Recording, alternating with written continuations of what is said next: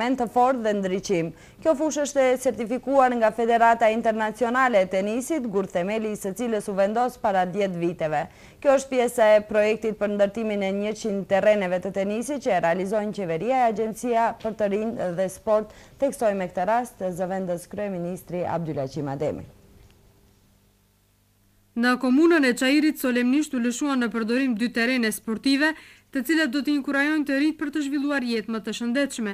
Sipas zëvendës kryeministrit Abdulaqim Ademi, qeveria në vazhdimsi investon në sferën e sportit. Qeveria e Republikës Maqedonisë në bashkëpunim me komunën e Çajirit vazhdimisht po investon në sferën e sportit dhe në sferën e arsimit, si 2 sfera shumë të rëndësishme për zhvillimin e mëtejshëm edhe të rinisë dhe të qytetarëve në përgjithësi.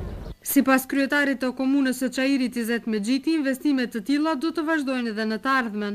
Ka vendim që edhe 2 tjera në fushë të parë brenda të ndërtohen me të njëjtat performanca dhe 2 fusha multifunksionale, një në shkollën 7 Marsi dhe tjetra në shkollën Nikola Vapcarov në Dijon.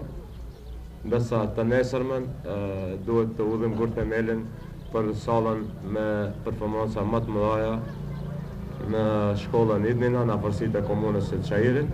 Ndërtimi i këtyre terreneve sportive do t'i motivojë të rinjt për të marrë me aktivitete sportive, vlerëson kampioni i Maqedonisë në tenis Shëndrit Deari. Shumë më vjen mirë që bashkëpikërisht këtu e kam bërë që gjithmonë e kam pas si për shembull si një ëndër të ketë këtu një 2 terrena tenisi, që me të vërtetë është shumë sport i mirë dhe si të gjithë e thirrin si sporti i bardhë. Në promovim ishin të pranishëm edhe Ministre e Punëve të Brendshme Gordana Jankullovska dhe Drejtori i Agjencionit për të ri dhe sport Dime Spasov, të cilët potencuan se përmes sportit tentohet të rritet cilësia e jetës së shëndetshme në vendin tonë. Brenda një muaji, komuna e Çajirit paralajmëron ndërtimin e një sheshi